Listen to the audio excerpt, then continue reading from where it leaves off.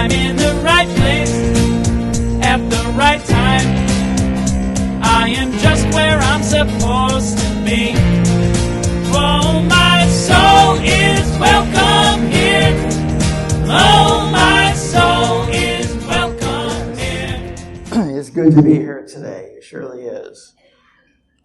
I have to say my experience here at Unity has been just a fantastic journey for me. First of all, let me start out with a joke. You get a joke today. Okay. Let me see it. Okay. I will tell one joke. I was going to tell two, but just one. Okay. Did you hear about the first restaurant on the moon? The food was good, but there was no atmosphere. Okay, that's my one joke. There's so many things that lately have just been a real confirmation to me about my spiritual journey, my spiritual walk, especially here at Unity. It's such a great place. It's a good place to come and stay. It's a good place to, pursue your spirituality. And I have to say that I have grown so much just by being in this New Thought movement, because that's what we are in. We are a New Thought. And I look back, in my early religious experiences, and, I was raised Catholic, and that was great. All these different religious places that I have been, I have to say that I've always gained something from that experience, always. And, in the Catholic religion, my mother, she made sure we all got up, went to church. Every Sunday, we didn't miss. So, and I think that to some extent, I could even compare it to some of my artwork. Like, in my early artwork, this may have been one of the first ones that I painted, okay? It's pretty simple, pretty to the point, not much detail, but I could experience it to that, because a religious experience, I'm sure, is different than a spiritual experience. For me, it was. And that religious experience was, even though it was good, there was something more that I needed, because I felt that, I really didn't feel the presence of God like I do now at times. At times, I'm just really overwhelmed with the feeling of spirit, the feeling of God, His presence around me. And so I have to say that, maybe that was one of the first things that I noticed. I did take lessons, and I was taught realism, which a realism is something to do with exactly what you see, okay? There's not a whole lot of extra imagination in it. It's real, it's what you see.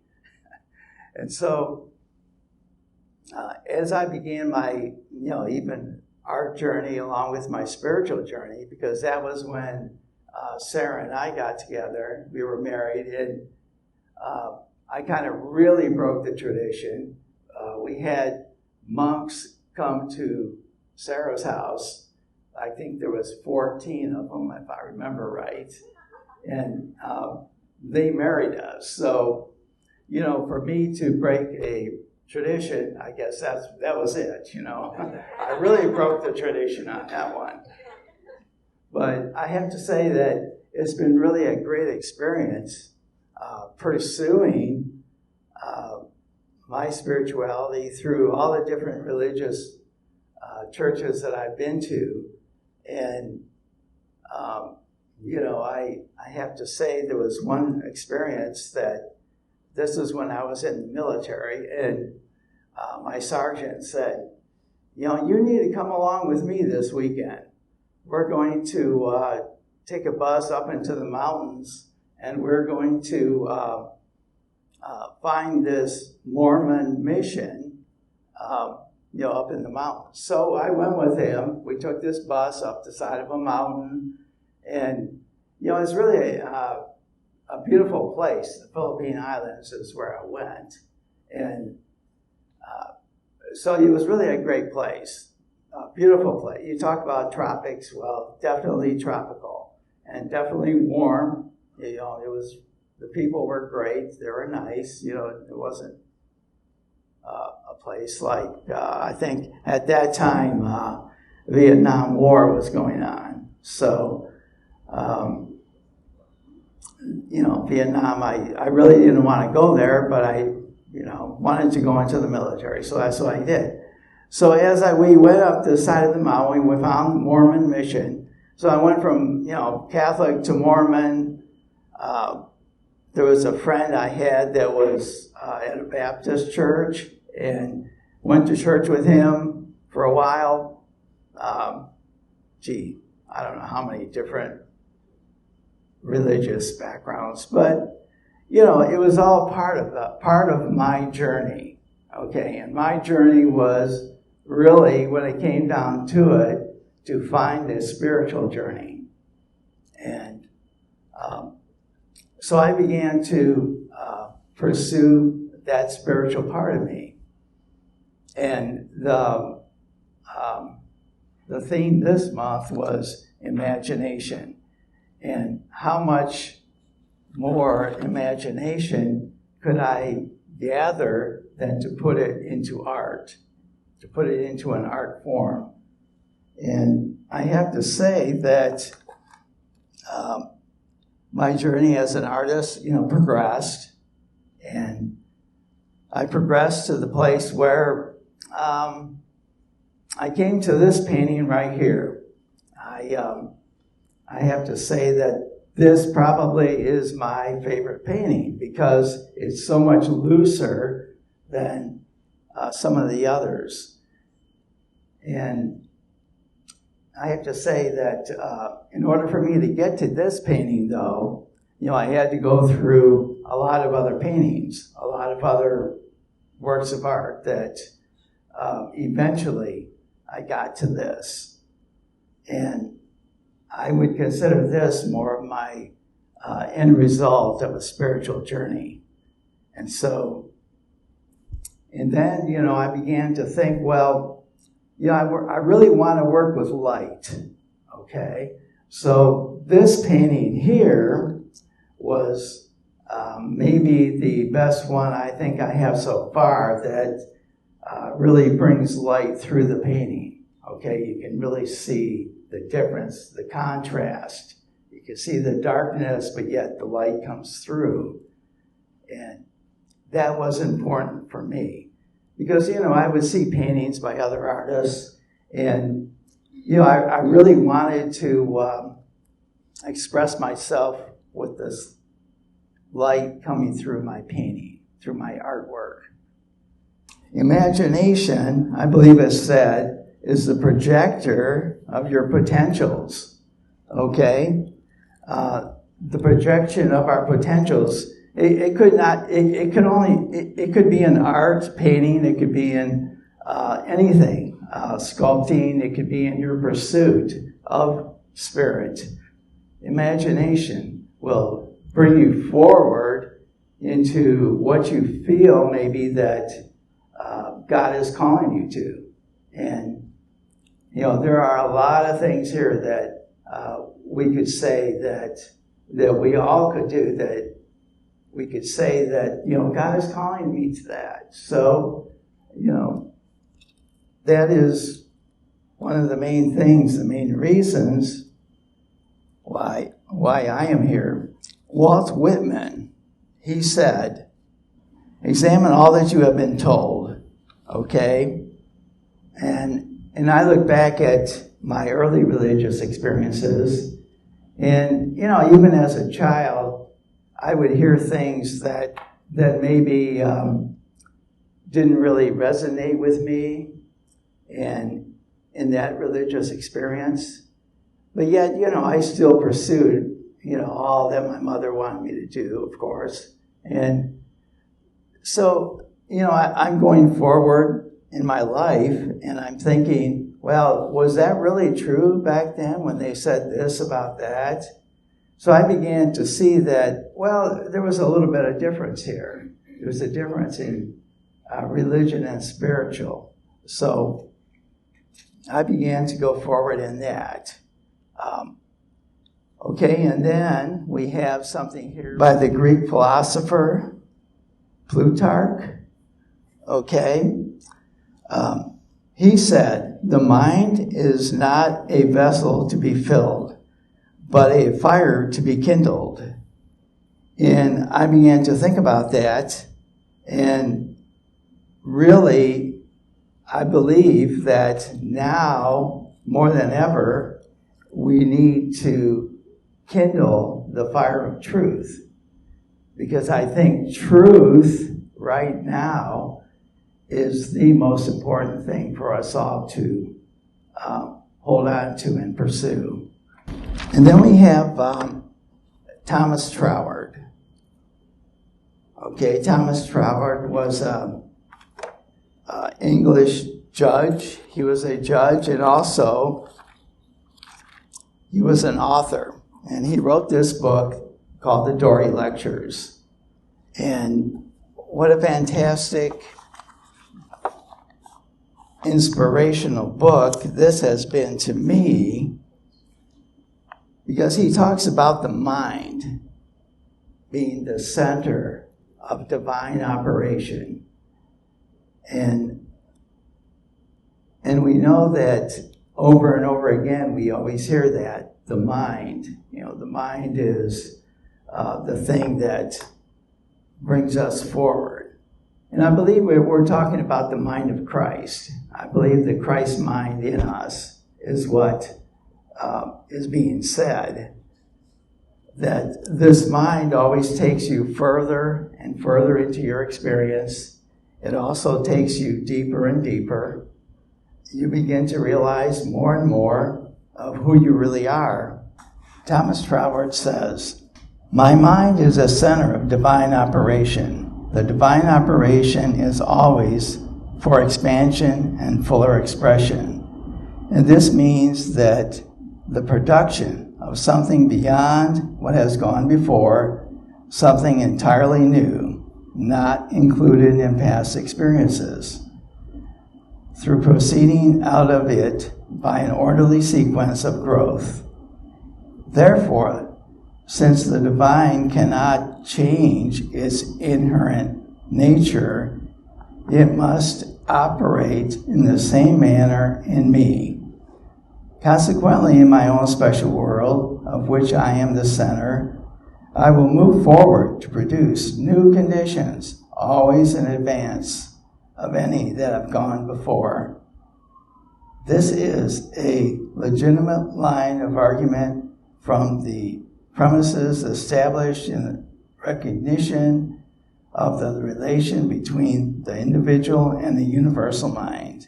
So Thomas Troward, I believe that he was one of the very first New Thought ministers. He was one of them. I'm sure there were more.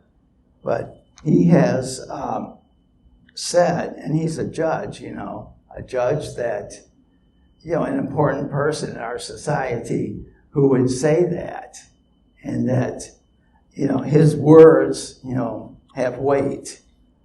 And for him to come out and say this back, I believe, the early 1900s, 1906, I believe, for him to say that then, and for this still to be relevant now in our experience, it has a lot of weight.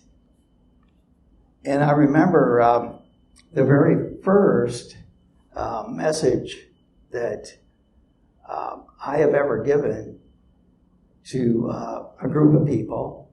And I was at a Pentecostal church on the east side of Toledo, and they asked me to speak. So I did, and there was a verse in the Bible that said, it talked about Christ in us, the hope of glory.